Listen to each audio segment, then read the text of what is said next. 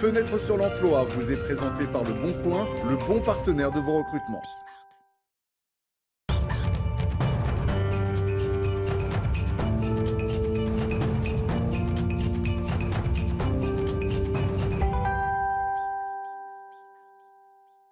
Fenêtre sur l'emploi. Nous allons avoir notre invité dans quelques instants en visio, comme on dit. On va découvrir tout de suite sa campagne. Marc Pradal, il va être avec nous. Il est le président de l'Union française des industries de mode et d'habillement et membre du CSF Mode et Luxe. C'est une campagne, vous allez voir, un peu luxueuse forcément, puisqu'il présente des métiers de la mode et du luxe. Regardez ces images, ça va peut-être vous donner envie d'entrer, d'embrasser la carrière. Ce sont de très beaux métiers, regardez. Alors, c'était très beau, en tout cas pour le début. Il y a du son, il y a des images normalement, mais on va les voir, ces images, parce que c'est aussi l'occasion de donner la parole à des professionnels, à des chefs d'entreprise. Est-ce que Marc Pradal est avec nous? Est-ce qu'on peut échanger avec Marc Pradal? Non, on ne peut pas échanger avec Marc Pradal. Oui, Marc Pradal nous entend. Comment allez-vous? Oui, très bien, bonjour. Écoutez, on a essayé de voir ce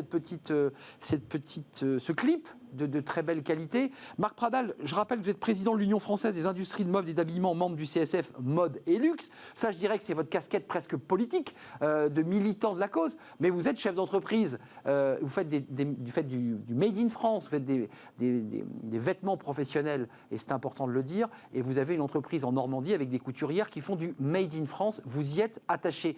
Marc Pradal, je vous pose la question directement. Il y a des emplois à prendre dans ce secteur de la mode et du luxe. Vous lancez pour la deuxième année consécutive une campagne sur les réseaux sociaux. Est-ce que Marc Pradal m'entend? Oui, tout à fait, je vous entends. Vous me voyez? Est-ce qu'il y a, très très bien, je trouve formidable. Est-ce qu'il y a des emplois? Est-ce qu'aujourd'hui c'est un secteur qui crée de l'emploi? Oui, tout à fait. Nous avions lancé notre campagne il y a 1 an et demi parce que nous avions beaucoup de demandes. Aujourd'hui, évidemment, avec la crise sanitaire, c'est un petit peu plus délicat, mais nous avons toujours des besoins forts pour ces métiers de main-d'œuvre, de savoir-faire, en fait. Marc, Et c'est de l'ordre nous avons 80 métiers dans toutes nos branches mode et luxe. Ouais, 80 métiers, 250 formations, juste pour nous mettre un peu l'eau à la bouche, parce qu'on a trop tendance à avoir expliqué que le textile était parti en Asie et qu'il n'y avait plus de métiers dans le textile, que tout ça était parti. Non, c'est pas vrai. Il y a des métiers d'art, des métiers de luxe, de couturier, des métiers à très forte technologie. C'est quoi les métiers, la palette des métiers sur lesquels il y a du recrutement? Disons qu'on a aussi bien des métiers autour comme des joailliers, comme des couturiers, comme des responsables d'ateliers de production, des postes aussi qui sont un petit peu moins de savoir-faire, mais plus de management dans les entreprises, des responsables de bureaux d'études et des méthodes, de la recherche aussi, puisque nos métiers évoluent avec des tissus techniques, par exemple. Oui. Donc, il y a des évolutions sans cesse de nos métiers.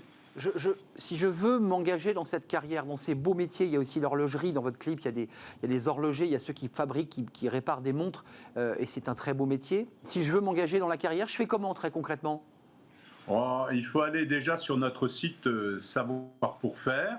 Il y a des offres d'emploi, mais il faut laisser vos coordonnées. On vous recontactera. Je veux vous parler aussi d'un métier, la maroquinerie, oui, qui depuis des années s'est développé, donc avec beaucoup de demandes actuellement.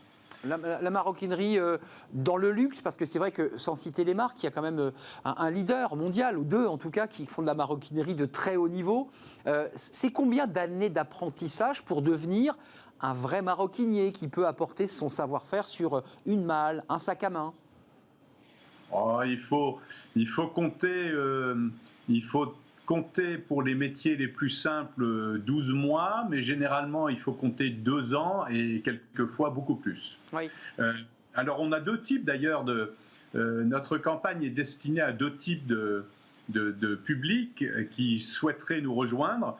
D'une part les jeunes, donc à l'issue d'une formation initiale. Et puis aussi toutes ces personnes qui ont rêvé de faire ces métiers, qui ont hésité à le faire, et aujourd'hui en formation continue Et en formation continue dans nos ateliers, nous pouvons intégrer, former pendant des mois des personnes qui ne connaissent pas nos métiers. C'est génial. Quand vous dites formation continue, qu'on soit bien clair, c'est des formations en alternance, c'est à la fois du savoir, je dirais, pédagogique, théorique, et aussi du travail en atelier, ou c'est du 100% atelier? Beaucoup autour de l'atelier, de ces savoir-faire, mais on a soit effectivement des possibilités d'alternance, d'apprentissage, donc c'est plutôt des jeunes, mais aujourd'hui ça va un petit peu plus loin au niveau de l'âge, mais surtout c'est de la formation en interne, et il y a des accompagnements d'ailleurs avec Pôle emploi, avec les organismes de formation. Donc aujourd'hui nos entreprises sont prêtes à former des personnes qui ne connaissent pas nos savoir-faire. Alors, Marc Pradal, pendant que vous parlez, on a découvert ce clip en images qui est très beau parce que qui montre en quelque sorte la palette des métiers. Il y a combien de métiers dans le mode de la luxe? Parce que j'ai vu qu'il y avait à peu près 16 fiches métiers très précises. Il y en a beaucoup plus, j'imagine? Oui, tout à fait. Tout à l'heure, je vous parlais de 80 métiers. En fait, ce sont des savoir-faire très divers, très ancestraux pour certains, et avec des connaissances qui sont plus liées à la pratique de tous les jours. Eh oui. Donc, on couvre quand même beaucoup de branches, mode et luxe, puisque ça va du textile, l'habillement, la couture, l'orfèvrerie, ouais, la maroquinerie, la chaussure, tous ces métiers-là. Donc c'est vraiment très divers. Avant de nous quitter, j'ai deux femmes sur le plateau, la haute couture, les robes de luxe, les jolies robes. On lit de ci, de là qu'on va manquer peut-être de couturières de haut niveau. Est-ce que c'est vrai? Est-ce qu'on n'a pas de souci à se faire, ou est-ce qu'on a du souci à se faire justement? Je vais dire avec notre campagne et la mise en avant de nos savoir-faire, nous espérons pouvoir recruter des personnes, les former. C'est un long apprentissage en fait, Oui. mais c'est vrai que notre pyramide des sages fait qu'il y a beaucoup de personnes à partir depuis quelques années et à partir dans les années futures. Donc il faut que l'on puisse former assez rapidement. Pas les petites mains, les premières mains, celles qui mettent évidemment la dernière touche à ces robes magnifiques. Marc Pradal, merci. Chef d'entreprise, très engagé évidemment sur ces questions du Made in France. Je voulais quand même le préciser parce que vous êtes un chef d'entreprise engagé en France, notamment en Normandie. Président de l'Union française des industries mode, habillement, membre du CSF. Allez voir la campagne, il y a des métiers passionnants, des métiers qui sont de notre patrimoine, le patrimoine français. Merci Marc Pradal. Merci bien, au revoir. Merci à vous mesdames de m'avoir accompagné jusqu'au bout de cette émission. Vous n'en avez pas perdu une bouchée, comme on dit. C'est passionnant ces métiers de l'art. Merci à vous qui nous regardez. Merci à Fanny Griesmer, évidemment. Merci à notre réalisateur Kylian Soula et évidemment les collaboratrices qui gèrent le son. Je ne les oublie pas. Je serai là demain en direct comme chaque jour. C'était un vrai plaisir de partager ce moment avec vous. À demain. Bonne journée.